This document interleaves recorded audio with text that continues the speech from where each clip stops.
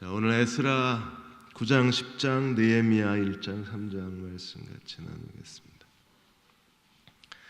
지난 금요 기도회 때 제가 말씀을 드린 것 같은데 서울대학교의 한 교수가 신문에 칼럼을 썼습니다. 그분이 장학금 지급을 위해서 학부생들 면담을 했습니다. 이제 장학금을 받느냐 못 받느냐, 그러나 아주 중대한 그 면접의 시간에 자기 학과 교수를 앞에 두고서 이제 대답을 하는 겁니다. 남학생에게 물었습니다. 지금까지 살아오면서 가장 힘든 일이 뭐냐? 남학생들이 대답했습니다. 군대 간 거라 그랬어요. 여학생에게 물었습니다. 지금까지 살아오면서 가장 힘든 게 뭐냐? 여학생들이 대답합니다. 남친이 군대 간 거라 그랬어요. 이게 교수가 꾸며낸 얘기가 아니라 실화예요. 그래서 교수가 다시 질문을 했습니다. 그러면 그 힘든 경험을 통해서 뭘 느꼈느냐? 남학생들이 대답합니다. 다시는 가지 말아야 되겠다. 여학생들이 대답합니다. 남친을 절대 군대 보내면 안 되겠다. 이게 서울 대학생, 학부 대학생들 입에서 나온 얘기. 살아오면서 가장 힘든 거에 대해서 지금 주변에서 일어나고 있는 세상적인 이슈, 한국 사회에서 일어나고 있는 소용돌이 아무 관심이 없어요. 그냥 개인사. 자기가 제일 고통스러운 게 군대 간 거고, 가장 고통스러운 게 남친이 군대 간 거고. 그래서 깨달은 게 가면 안 되겠다.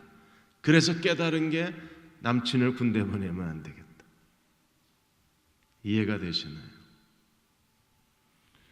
이게 서울대생뿐 아니라 한국의 대학생들이 거의 생각하는 게 비슷하답니다. 그들은 이 사회에 대해서 철저하게 벽을 쌓고 세상 돌아가는 일에 대해서 귀를 막고 눈을 감고 자기 인생에 대한 고민이 없이 사는 거래요. 그래서 이 칼럼을 쓰신 교수가 도전이 없으니까 고민도 없다고 그랬습니다. 오늘 하나님께서 한국교회 젊은이들에게 원하시는 건 도전입니다. 여러분만 구원받고 그냥 개인의 신앙에 매달려서 살아가는 젊은이들뿐 아니라 하나님이 지금 2015년 한국의 대학 청년에게 요구하시는 것은 한국교회의 개혁의 세력이 되길 원하시는 거예요. 에스라, 느헤미야, 에스더는 그런 면에서 우리들에게 굉장히 중요한 서신입니다. 왜냐하면 에스라 시대에 스룹바벨 성전이 다시 재건축되고 제2의 성전 건축입니다. 에스라에 의해서 이스라엘의 공동체가 하나님 말씀으로 회복이 되고, 느헤미야에 의해서 성벽이 다시 무너진 성벽이 재건되기 때문에 무너진 성전이 다시 세워지고, 무너진 하나님의 공동체가 말씀으로 다시 세워지고, 완전히 불타버리고 폐허가 된 예루살렘 성벽이 다시 재건축되고, 그 새로운 개혁의 세대를 이끌어가는 사람들이 에스라, 느헤미야, 에스더인 거예요.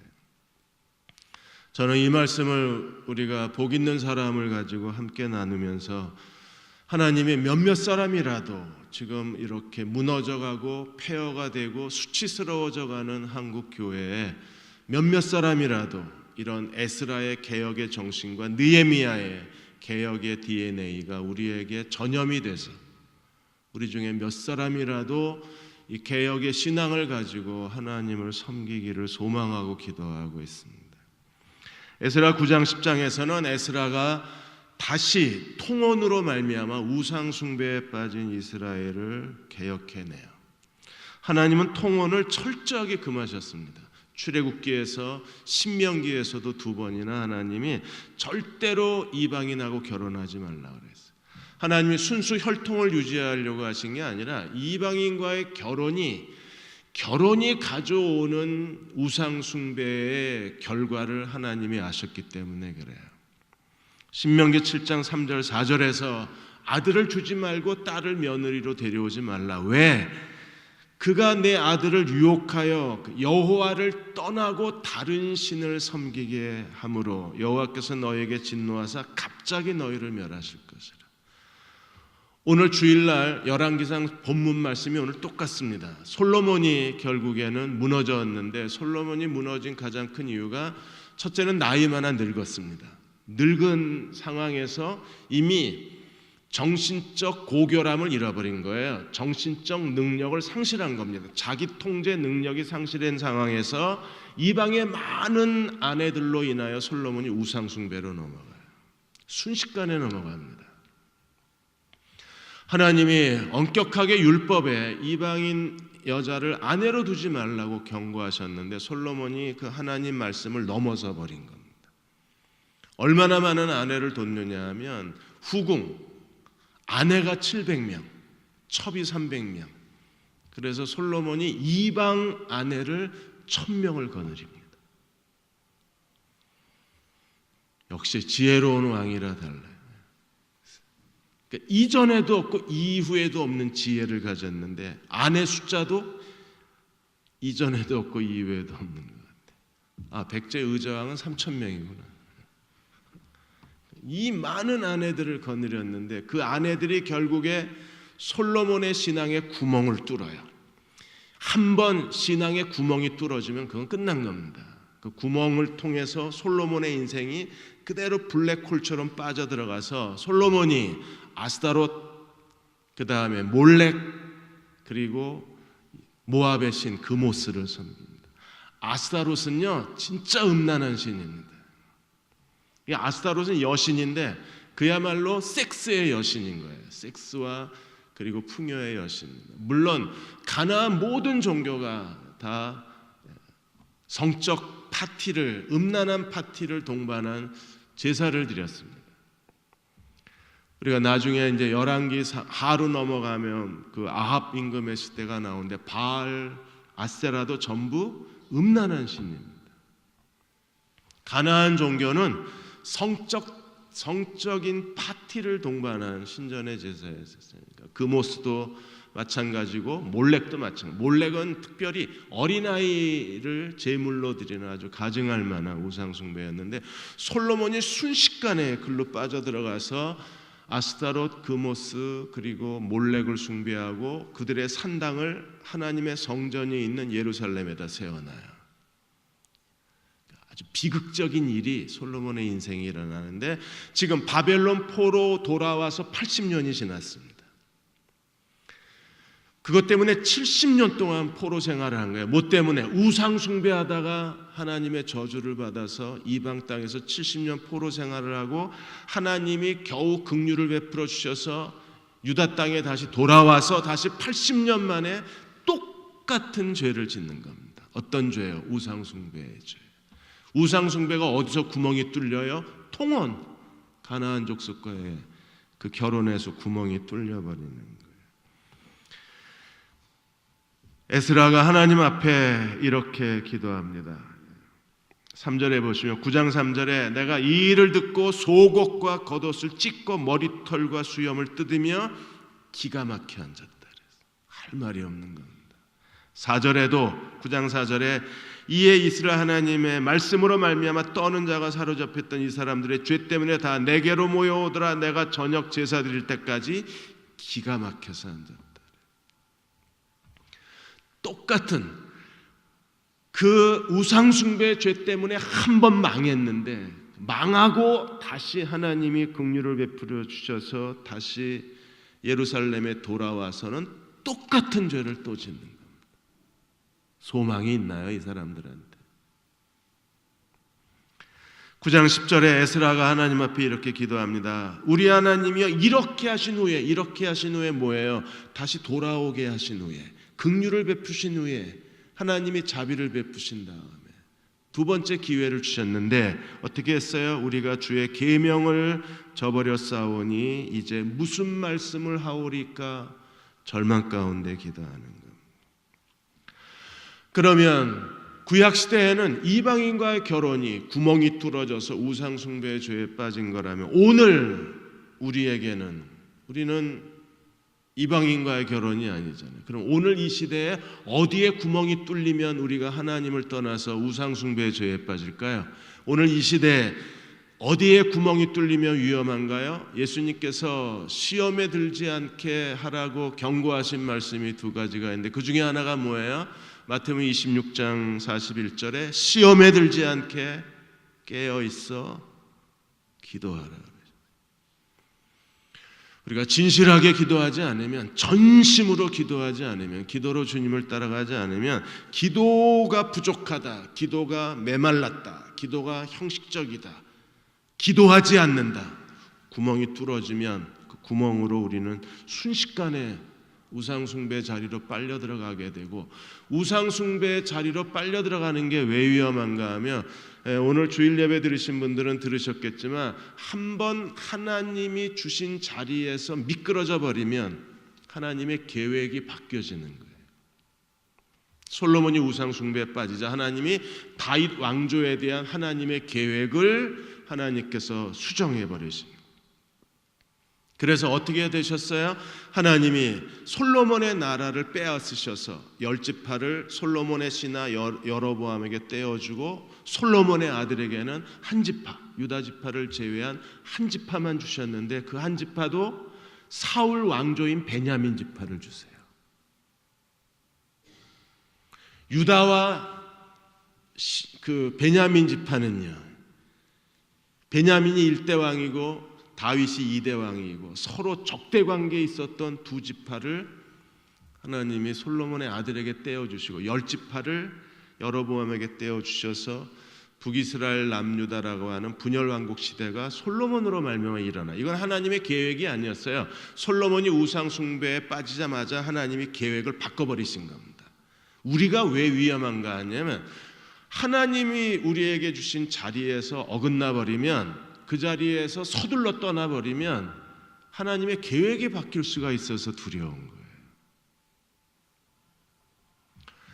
하나님이 정말 여기에 하나님의 뜻이 있고 하나님의 일, 하나님의 길, 하나님의 뜻이 여기에 있다면 끝까지 인내해야 됩니다. 거길 벗어나면 순식간에 하나님의 계획이 바뀌어지기 때문에 그래요. 산호세에서 어느 한 형제하고 대화를 참 많이 했던 형제가 있었는데, 그 형제가 저처럼 좀 사람이 유약해가지고 인간관계에 힘든 걸 못 견디는 거예요. 그래서 계속 이제 저를 만날 때마다 목사님 옮기고 싶습니다, 떠나고 싶습니다, 심지어 그게 어려우니까 다른 도시까지 가겠다고. 아직까지 박사 코스가 남았거든요. 근데 박사 코스마저도 포기하고 싶은 거예요. 사람들에게 시달리는 게 너무 힘드니까 떠나고 싶습니다. 결국에는 박사 학위 받을 때까지는 여기 있어라, 하나님의 뜻과 하나님의 일과 하나님의 길이 여기 있으니까 참아라 그랬는데 못 참더라고요. 떠났어요. 그리고 지금까지 방황을 합니다. 제가 그 형제를 만난 지 벌써 6년, 7년이 됐는데 지금까지 방황. 왜요? 한번 하나님의 주신 자리에서 벗어나는 순간에 하나님의 모든 계획이 헝클어지는 거예요. 그러니까 솔로몬도 다윗 왕조를 영원히 경고케 하리라 그랬는데 솔로몬이 하나님의 명령을 저버리고 하나님을 버리고 우상 숭배에 빠지자 하나님의 계획이 전면적으로 다 수정이 되는 거예요. 에스라가 지금 두려워서 기가 막혀 앉은 이유는 겨우 하나님이 바벨론 70년 이후에 하나님의 언약을 지키셔서 예루살렘에 돌아왔는데 또 똑같은 죄를 짓고 앉았는 거예요. 우리도 마찬가지입니다. 기도하지 않거나 충분히 기도하지 않아서 시험에 들어버리면, 일단 시험에 덫에 빠지면 견뎌낼 사람은 아무도 없어요. 주님의 능력과 주님의 도우심이 아니면 누구도 이 시험의 덫에서 자기를 견뎌낼 수 있는 사람은 없어요. 그냥 순식간에 구멍이 뚫리고 그냥 빠져나가 버리는 겁니다. 우리가 하나님 앞에서 어떻게 해야 되는가에 대해서 주의해야 될 것 중에 하나가 기도를 결코 멈추지 않아야 된다. 평양 대부흥운동이 일어나기 1년 전에 하디 선교사의 평양 사경회가 있었어요. 하디 선교사의 평양 사경회를 통해서 1년 뒤에 평양 대부흥운동이 일어난 겁니다. 그때 하디 선교사가 사경회 내내 외친 메시지가 뭐냐면 우리가 음식을 먹어야 몸이 건강하고 사는 것처럼 그리스도인은 기도하지 않으면 살 수가 없다는 기도에 대한 외침이었어요. 하나님 앞에 엎드려 회개하고 금식하고 부르짖자, 이게 하디의 사경회 내내 외쳐진 메시지였었습니다.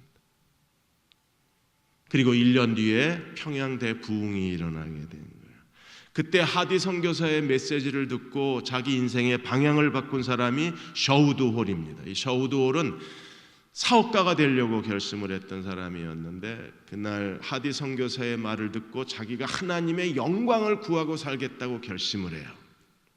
누가 시킨 것도 아니고 강요한 것도 아닙니다. 스스로 그 사경의 예배 가운데 임재하신 하나님의 영광을 보고 셔우드 홀이 자기 인생의 진로를 바꿔요.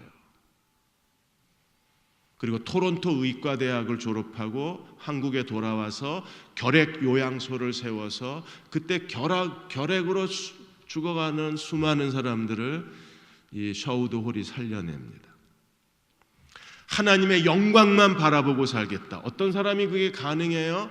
기도의 영으로 채워지고 기도가 살아있는 사람들. 근데 우리는 그렇게 하나님 앞에 오랜 기도를 드리지를 못하는 거예요. 우리 여디디아도 다시 기도에 불이 붙어서, 제가 이 기도에 대한 본문의 말씀이 최근에 한 두세 번째 하는 것 같아요. 기도에 대한 다시 불이 붙어야 우리가 하나님의 영광을 보고 하나님의 영광에 무릎을 꿇어야, 그래야 진정한 헌신이 나오는 거예요. 헌신은 강요되는 것도 아니고 프로그램도 아니고 그거는 재촉한다고 할 수 있는 게 아니라 우리가 하나님의 영광을 본 사람만이 하나님께 드릴 수 있는 거잖아요. 그래서 백성들이 회개합니다. 에스라가 개혁을 일으키는데 결정적 역할을 하는 사람이 10장 2절에서 4절까지 나와요. 이 사람이 지금 이 시대에 필요한 겁니다. 10장 2절에 엘람의 자손 중에 여히엘의 아들 스가냐가 에스라에게 이르되 우리가 우리 하나님께 범죄하여 이 땅 이방 여자를 맞이하여 아내를 삼았으나 이스라엘에게 아직도 소망이 있나니 3절에 내 주 교훈을 따르며 우리 하나님의 명령을 떨며 준행하는 자의 가르침을 따라 이 모든 아내와 그 소생을 다 내어보내기로 우리 하나님 앞에 언약을 세우고 율법대로 행할 것이라 방향을 제시합니다. 그리고 이 스가냐가 어떻게 했어요? 4절에 이는 당신이 주장할 일이니 일어나소서 우리가 도우리니 힘써 행하소서.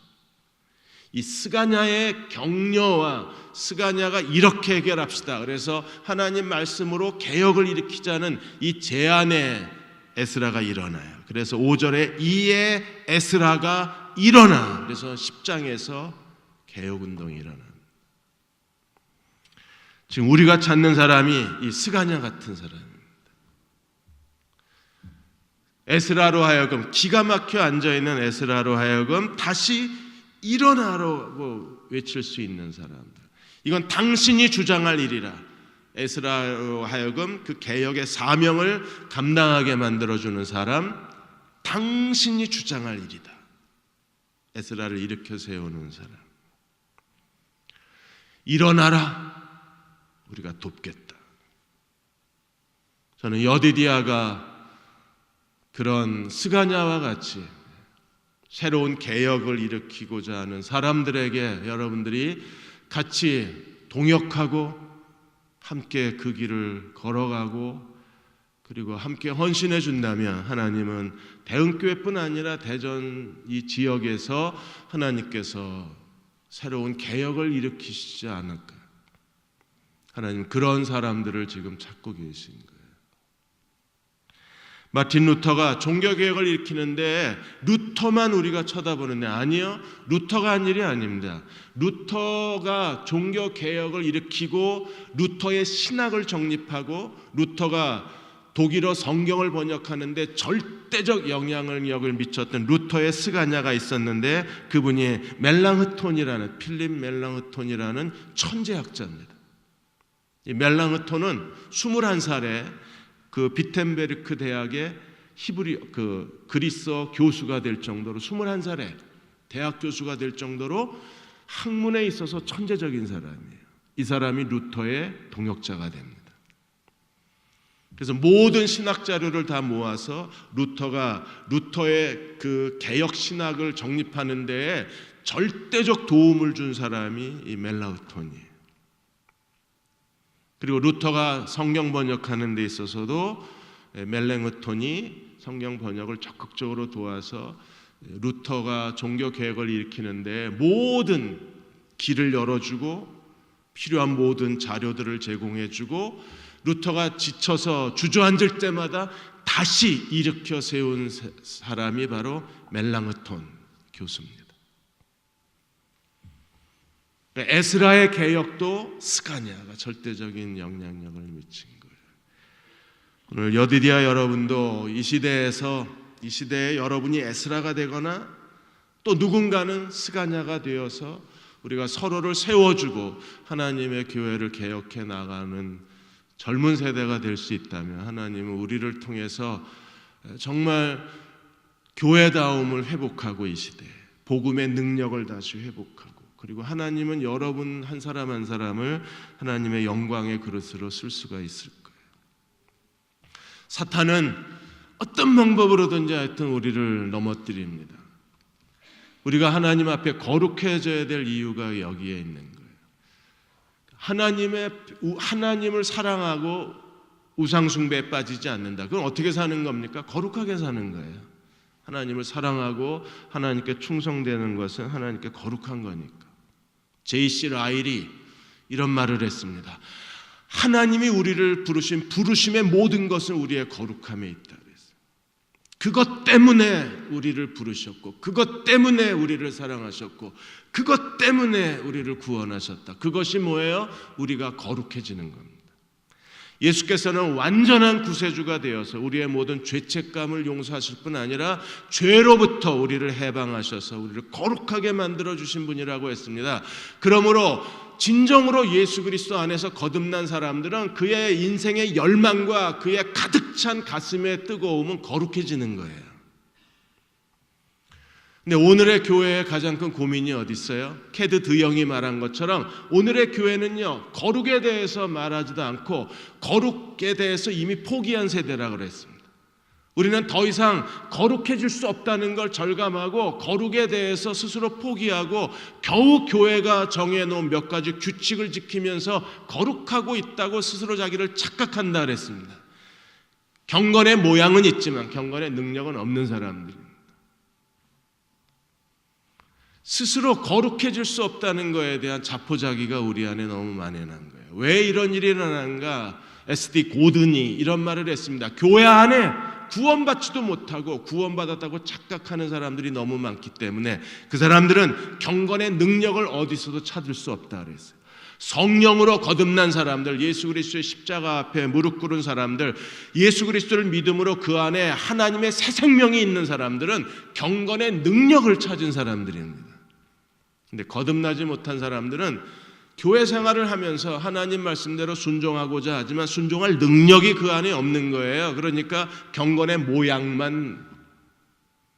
바울은 뭐라 그랬습니까? 이런 사람들에게서 내게 돌아서라 그랬어요.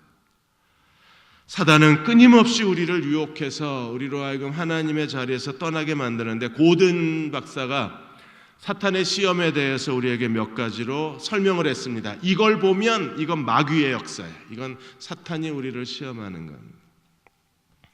첫째 흔적이 사탄은 항상 하나님의 사랑을 의심하게 만듭니다. 그러나 성령이 하시는 것은요. 성령은 환난이나 기근이나 위험이나 적신이나 칼이라 우리를 하나님의 사랑에서 끊어질 수 없게 만드는 건 성령의 역사고 하나님의 사랑을 의심하게 만들어서 스스로 자기 안에 절망하고 좌절하게 하는 건 그 마귀의 역사인 거예요. 두 번째로 마귀의 역사는요, 아주 기본적으로 마귀는 자기중심적입니다. 자기 애에 빠지게 만드는. 많은 사람들이 지금 이 덫에 걸려 있습니다. 자기 애의 덫. 지난주에 목회자 대상으로 그 포럼이 하나 열렸어요. 컨퍼런스가 하나 열렸는데 그 주제 중에 하나가 뭐냐면, 정태기 교수가 그 컨퍼런스에서 나와서 강의한 내용이 뭐냐면, 목사들이 자기 애에 빠져 있기 때문에 목회가 힘들다 그랬습니다. 자기 애가 뭐예요? 왜 나만 이런 어려움을 당해야 돼? 왜 나는 이렇게 힘들게 살아야 돼? 내가 왜 이런 고통을 당해야 되는데? 오늘 이게 너무 싫은 거예요. 목사님들이 하나님이 그 교회에 보내셨다고, 하나님의 뜻으로 보내셨다고 말하고 얼마 견디지 못하고 다른 교회로 옮겨갑니다. 왜요? 장로들과 갈등이 있거나, 아니면 부교역자들하고 갈등이 있거나, 아니면 자기가 그 교회에 적합하지 못하다고 자기 스스로 열등감에 빠졌거나, 그걸 극복하지 못하고 힘든 건 싫어, 그리고 떠나버리는 겁니다. 떠나는 건 자유예요. 그러나 그 다음에 하나님의 계획이 다 재조정된다는 거에 대해서 두려움이 없는 거예요. 자기 애처럼 무서운 게 없습니다. 사탄은요, 아주 은밀하게 부드럽게 다가와서 우리에게 속삭여요. 너를 아끼라고, 너를 사랑하라고, 너는 이렇게 살 사람이 아니라고. 그래서 우리로 하여금 끝까지 인내하고 그 자리를 버텨내지 못하게 만들어버려요. 정말 힘듭니다. 그래서 사람들이 계속 마음속에 갈등이 뭐냐면, 내가 여기 있어야 돼, 그만둬야 돼. 항상 직장생활도 아침에는 희망을 품고 갔다가 30분도 못 돼서 부장한테 깨지곤 내가 그만둬야지, 이렇게 됩니다. 순식간에 벌어지는 일이에요. 그리고 정말 사표 쓰고 나오면 하나님이 다시 그 사람의 인생을 재조정하셔야 돼요. 세 번째로 마귀는요, 정말 서두릅니다. 조급합니다. 하나님은요, 서두르지 않으십니다. 네 번째로 마귀는요, 흥분과 분노에 빠지게 만듭니다. 그런데 하나님은요, 하나님의 일은 오히려 차분함 속에 진행이 됩니다. 마귀는 다섯 번째로 가머니서를 좋아합니다. 마귀는 알아요. 예수님이 얼마든지 돌을 떡덩이로 만들 수 있다는 걸 압니다. 그리고 그걸 주문하는 거예요. 이 돌을 떡덩이로 만들라고. 그러면 사람들이 너를 구세주라고 환호할 거라고. 예수님에게 끊임없이 유혹하는 게 뭐예요? 야, 성전 꼭대기에서 떨어져. 지금 TV로 생중계되고 있으니까, 아프리카 TV에서 너를 생중계하고 있으니까 뛰어내려. 사람들이 열광할 거야. 얼마든지 예수님이 뛰어내리면 천사가 그 발을 붙잡아서 예수님이 다치지 않고 죽지 않을 뿐이라는 걸 알고 뛰어내리라고 그러는 거예요. 그런 일에 있어서 우리가 예수께서 어떻게 이 시험을 대적하셨는가를 알고 마귀의 모든 유혹을 거절할 수 있어야 돼요. 근데 사람은요, 자기 과시, 보여주고 싶은 거예요. 뭔가 내가 능력이 있는 사람이라는 걸 자꾸 보여주고 싶고, 이런 대접을 받아서는 안 되는 사람이라는 걸 보여주려다가 구멍이 뻥 뚫리면 그 구멍으로 다 빨려나가는 거예요. 여섯 번째로 마귀는 두려움을 일으킵니다. 마귀의 존재를 확실하게 알려주는 가장 명백한 증거 중에 하나가 두려움입니다. 불안하고 자신감이 없고, 계속 자신감이 없어요. 그러니까 마귀는 계속 우리 안에 자신감을 빼내가요. 겨우 그냥 기도에 물 주고 말씀에 물 주고, 그 다음에 성령의 은혜에 여러 신앙의 동료들과의 교제를 통해서 겨우 영양제 하나를 먹여놨는데, 그 다음날 보면 밤사이에 마귀가 와서 뿌리채 뜯어먹고 갑니다. 그러니까 자신감이 싹이 나서 막 올라오다가 죽어버리고, 그러니까 자신감을 잃어버린 사람은 하나님이 쓰실 수가 없거든요. 그러니까 마귀는 끊임없이 들어와서 자신감이 없으니까 두려움이 생기는 거죠. 내가 정말 이 일을 할 수 있을까를 끊임없이 물어봅니다. 저도 지금 그렇습니다. 내가 정말 이 일을 할 수 있을까? 자신에게 계속 반문해서 물어보고 있는. 이번에 프랑스의 한 남자가, 아내를 잃어버린 남자가 IS에 편지를 썼죠. 당신들은 내게 분노를 가져다 주지만 나는 당신들에게 분노를 돌려주지 않겠다고. 그래서 이분이 쓴 편지가 아주 많은 사람들에게 큰 호응을 얻었습니다. 당신들이 내게 한 일로 인해서 분노와 증오심을 내가 당신들에게 보여줄 거라고 기대했지만 나는 분노하지 않겠다. 당신들을 증오하지 않겠다. 이 사람, 그 사람들이 뭘 기대하는가를 알고 자기 스스로를 어떻게 통제해야 되는가를 알잖아요. 이런 사람들이 정말 성숙한 사람들이거든요. 그러니까 이런 사람들은 쉽게 두려움에 노출되거나 자기 스스로 자포자기의 열등감에 쌓여서 사소한 일로 인해서 멈추지는 않는 사람들이 될 수 있어요. 그러니까 이 사람이 이런 글을 썼을 때 시리아의 한 여성 앵커가 트위터에 글을 올렸죠. 경외하는 파리여, 글을 올렸습니다. 당신들에게 일어난 일에 대해서 나도 슬퍼한다. 그러나 우리는 매일 똑같은 일을 겪고 있다. 우리는 매일 더 많은 사람이 죽어가고 있다. 전 세계가 당신들을 주목하는 게 부럽다. 우리는 더 많은 사람이 죽어가는데 아무도 우리를 주목하지 않는다. 사단이 우리 주변에서 일으키고 있는 이런 여러 형태의 감정들, 여러 형태의 사건들에 대해서 우리는 어떤 태도를 가져야 되는가? 이 감정이 강한 사람이 돼야 되는데 우리는 감정이 너무 약한 거예요. 그러다 보니까 손쉽게 사단의 소나기에서 벗어나지 못하고 결국에 하나님 주신 소명도, 자신감도, 영적인 의욕도, 뜨거움도 다 잃어버린 채 비틀거리기 시작을 하는 거예요. 7번째, 마귀의 흔적은 뭡니까? 우울증. 정말 무섭게 우리를 한번 영적 어두움에 빠져버리면 쉽게 빠져나가질 못합니다. 8번째 마귀의 흔적은 뭐예요? 극단으로 치우칩니다. 예수의 재림을 우리가 기다려야 합니다. 그러나 이게 극단이 돼버리면 다미선교회처럼 날짜를 정해놓고 그리고 미치광이처럼 예수의 재림에 열망을 해서 전 재산을 다 팔아버리고 이런 극단적인 행위를 벌이는 것은 잘못된 거죠. 마땅히 복음은 십자가입니다. 그러나 십자가 자체가 숭배돼서는 안 되는 거잖아요.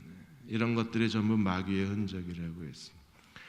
우리가 에스라처럼 다시 개혁의 공동체로 가기 위해서 어떻게 해야 되는가를 알고 이제 느헤미야 1장에서 3장까지 느헤미야가 하나님의 성벽이 무너진 것에 대해서 어떻게 그가 예루살렘 성벽 재건자로 하나님 앞에 자신을 헌신할 수 있었는가를 생각하고 이제 마치고자 합니다. 느헤미야 1장 4절에 보시면 느헤미야가 예루살렘에서 돌아온 사람들의 보고를 듣고 그가 1장 4절에 이렇게 했어요. 내가 이 말을 듣고 앉아서 울고 수일 동안 슬퍼하며 하늘의 하나님 앞에 금식하고 기도하고. 지금 필요한 사람들은 바로 이런 사람들입니다. 예루살렘 성이 불타버리고 성문이 다 불타버리고 예루살렘 성이 회파되었다는 소식을 듣고 느헤미야처럼 앉아서 울고 수일 동안 슬퍼하며 하늘의 하나님 앞에 금식하고 기도하며 그런 사람들을 하나님이 찾아내셔서 하나님께서 그들을 통해서 새로운 일들을 이루어내실 수 있을 거예요. 지금 우리 주변에서 일어나고 있는 많은 일들에 대해서 교회, 특히 우리는 하나님의 나라와 교회의 복음의 능력에 대해서 우리가 같은 아픔을 가지고 우리가 어떻게 하나님 앞에 헌신해야 될 것인가를 고민할 수 있는 젊은이가 됐으면 합니다. 이번에 서울대 총학생회장이 레즈비언 여자애가 뽑혔습니다.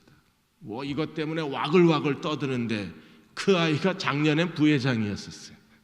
그건 모르고 그땐 가만히 있다가 이제 뭐 동성애자가 회장이 됐다고 막 와글와글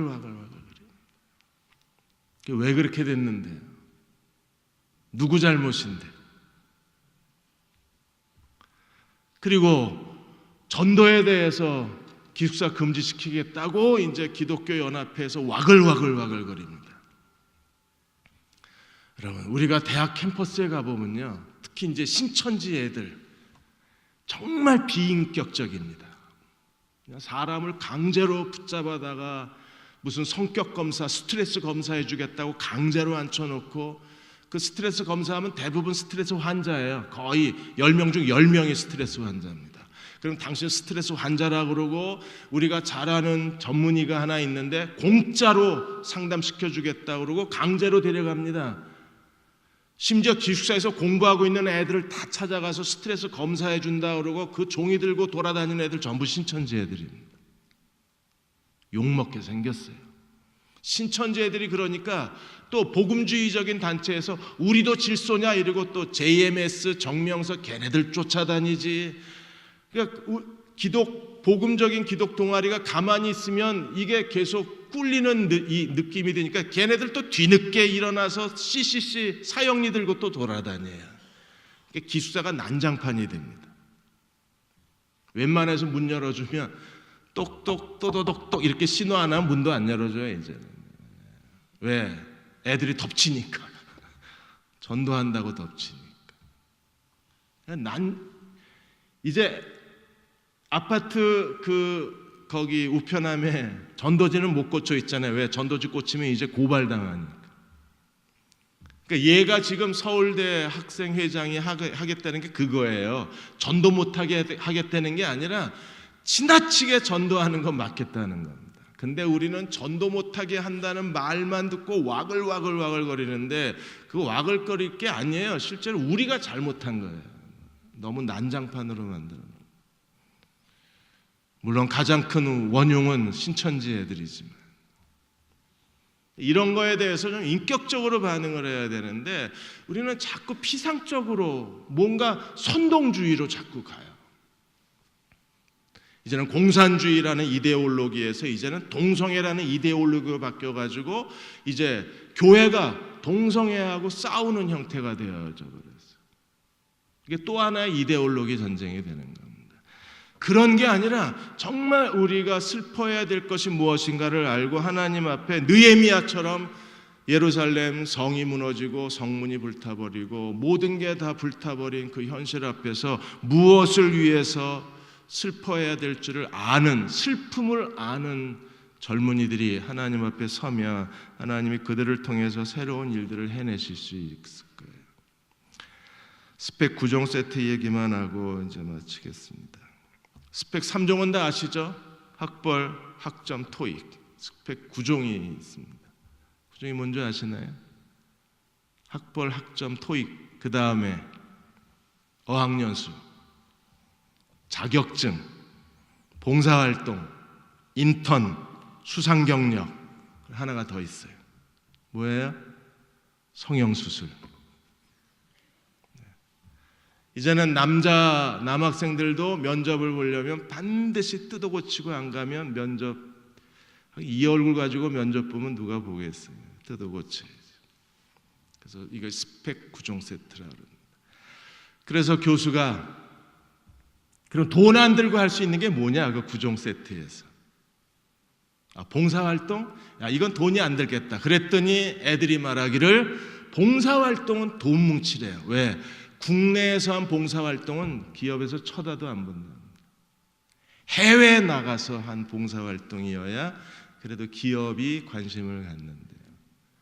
해외에서 봉사활동을 하려면 항공료는 자기 부담, 숙식비도 자기 부담. 그래서 모든 게 다 돈 뭉치람. 자격증도 돈 뭉치, 인턴도 돈 주고 가서 한대요.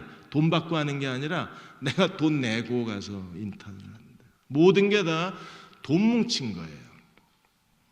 그래서 교수가 이게 스펙 9종 세트도 더 중요하지만 진짜 실력을 가지고 실력 있는 사회인이 되는 게 더 중요하지 않겠냐. 그래서 진짜 실력, 스펙이 아니라 진짜 실력의 두 가지가 너희에게 있었으면 좋겠다고 얘기한 게 있어요. 그 첫째가 뭐냐 하면 역경을 이겨내는 능력입니다. 역경을 피해 다니는 게 아니라 역경의 본질을 알고 그 역경의 본질을 과감하게 그 한가운데를 뚫고 나갈 의식을 가진 젊은이. 지금 한국교회가 이렇게 무너졌어요. 전병옥 목사는 지난주에 시사 2580 거기에 나와서 13억 전별금이 그렇게 많지는 않은 거다 이렇게 얘기를 해서 또 한바탕 뒤집어졌습니다. 얼굴도 좀 이상하게 생겼더라고. 요새 옛날에 코스타에 가가지고 나랑 아주 열렬하게 싸웠는데 13억이 적은 게 아니라 자기는 그렇게 그 사람들이 피해자들이 얘기한 것처럼 그런 성적 범죄를 저지른 일이 없다. 지금에 와가지고 또 변명을 늘어놓으니까 사람들이 다시 와글와글.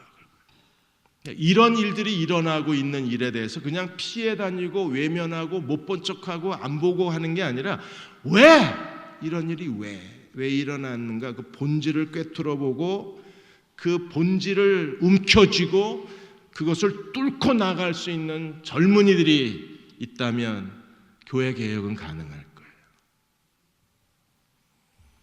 지금 한국 사회에서 일어나고 있는 문제들도 다 마찬가지입니다. 역사 교과서의 국정화, 그걸 피상적으로 감정적으로 동요할 게 아니라 이 문제가 왜 나왔는가를 알고 그러면 어떻게 대처해야 되는가를 현명하게 판단하고 그 문제를 뚫고 나갈 수 있는 지혜와 의지가 필요하지 않겠어요? 그게 역경을 뚫고 나갈 수 있는 힘이라는 겁니다. 두 번째는 배려하는 정신. 배려는 다른 사람을 따뜻하게 할 뿐 아니라 배려는 다른 사람을 행복하게 할 뿐 아니라 자기도 행복해지는 거라 그래서. 근데 우리 주변에 젊은 사람들 뿐 아니라 많은 사람들이 전혀 배려가 없습니다. 지하철을 타면 자기 앞에 임산부가 서 있어도 일어나질 않습니다. 왜? 임산부 자리는 저쪽이니까. 90 넘은 할머니가 서 있어도 꼼짝도 안 합니다. 왜요? 노약자석은 저쪽에 있으니까 저쪽 가라는 겁니다. 왜 여기 와 서 있냐는 거예요. 전혀 안 일어납니다. 사소한 거지만 이미 한국 사회는 배려를 잃어버려 가고 있는 거예요. 너를 생각할 능력이 없어요. 자기 인생도 챙기질 못하니까. 근데 느헤미야는요, 성벽이 불탔다는 소식을 듣고 그는 수일 동안 무려 4달 동안 하나님 앞에 울고 금식하고 기도합니다. 그리고 술 맡은 관원장이라는 페르시아 왕실의 고위 공직자의 자리에서 그는 유다 총독의 자리로 옮기고 무너진 예루살렘 성벽을 재건해내요. 우리 여디디아 안에서도 그런 젊은이들이 하나님 앞에 세워지고 헌신됐으면 합니다. 적어도 앞장선 사람이 되지 못하면 우리는 뒤에서라도 같이 동조해주고 동역해주고 함께 무릎을 꿇을 수 있다면 우리 세대에 희망이 생길 거예요. 제가 지난 2년 동안에 지금 여디디아 예배에서 말씀을 전한 이유는 그것 때문에 그렇습니다. 뭔가 이 시대의 아픔을 끌어안고 느헤미야처럼 통곡하고 울고 하나님의 인도하심을 받을 수 있는 사람, 그리고 무엇을 어떻게 해야 될지를 알고 성벽을 40군데로 조각내고 그리고 40군데의 사람들을 다 매칭해서 순식간에 52일 만에 성벽 재건을 끝낼 수 있는 그런 젊은 세력, 그런 세력을 기대하고 제가 여러분 앞에 설교하겠다고 지난 2년 동안 말씀을 나눈 이유가 거기에 있었어요. 이제 하나님께서 어떤 일들을 일으키실지 모르겠지만 여러분들이 이 일에 같이 우리가 기도하고 동참하고 헌신할 수 있는 사람들이 여디디아를 통해서 더 많이 일어났으면 하는 소망이 제게 있습니다. 그래서 여러분을 사랑하고, 그래서 여러분을 기대하고, 그래서 여러분을 쳐다보는 거예요. 왜냐하면 우리의 다음 세대는 여러분들이니까.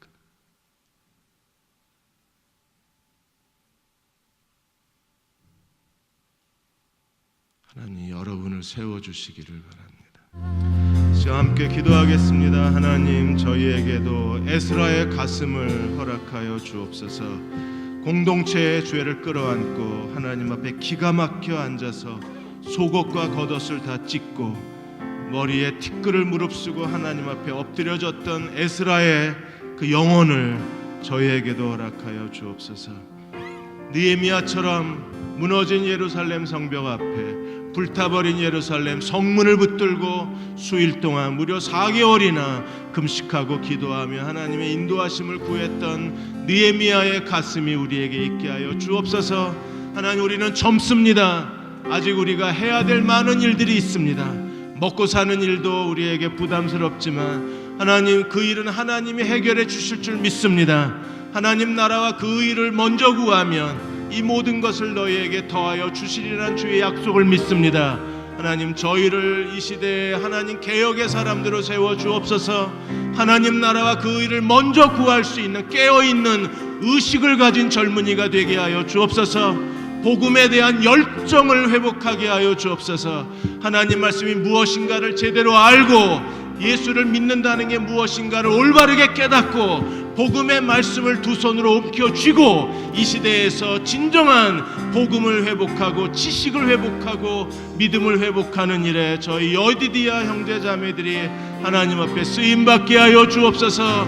하나님 저희도 시간 낭비하지 않게 하여 주시고 그냥 과거에 믿던 대로 아무렇게나 예수 믿지 않게 하여 주시고 과거의 선배들이 했던 것들을 무조건 답습하고 시간을 허비하지 않게 도와주시고 하나님 우리에게 복음의 지성과 복음의 열정을 회복시켜 주옵소서.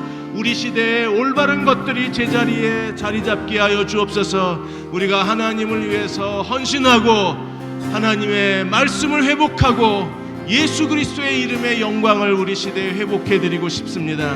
하나님 이러한 열정이 우리 안에 넘치게 하여 주옵소서. 여디디아에게 가득 차게 하여 주옵소서. 우리 다같이 한 1, 2분과 합심해서 통성으로 같이 기도하겠습니다. 주님의 사랑하시는 젊은이들이 이 자리에 앉았습니다. 얼마나 사랑하고 계신지를 저희가 압니다. 하나님 에스라처럼 느헤미야처럼 무너져가는 하나님 나라를 바라보고 가슴 아파하는 저희들 되게 해주시고 에스라 느헤미야의 그 눈물과 열정이 우리 속에 흘러넘치게 해주셔서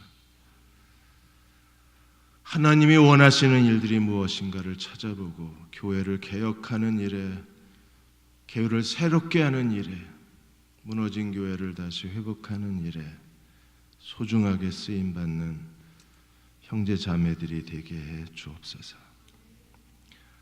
그렇게 이 시대에 쓰임받고 싶습니다. 하나님 우리 인생 하나 감당하기도 너무 벅차고 어렵지만 당장 우리의 미래도 보이지 않지만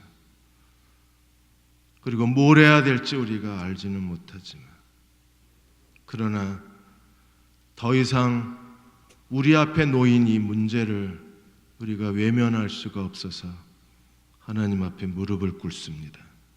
종들의 기도를 들어주셔서 우리의 인생의 길도 열어주실 뿐 아니라 우리가 하나님 앞에 어떻게 헌신해야 될지를 가르쳐 주셔서 가르쳐 주신 대로 헌신하는 충성하는 해야 할 일을 할 줄 아는 이 시대의 복음의 지성을 간직한 그리고 복음에 대한 열정을 회복한 주의 젊은이들이 되게 하여 주옵소서.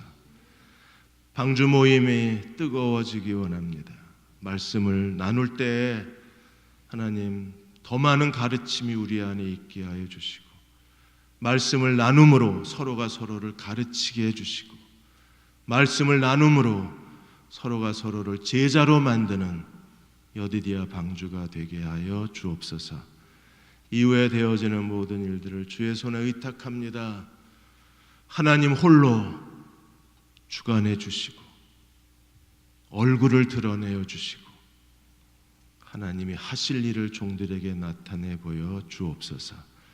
지금은 우리를 죄에서 구원한 우리 주 예수 그리스도의 은혜와 하나님 아버지의 그 크신 사랑하심과 성령의 도우신 은혜가 오늘 주일 예배 함께 드리고 돌아가는 여디디아 형제 자매와 여디디아와 함께 예배 드리시는 사부 예배자들 위에 지금부터 영원히 함께 하시기를 간절히 축원하옵나이다.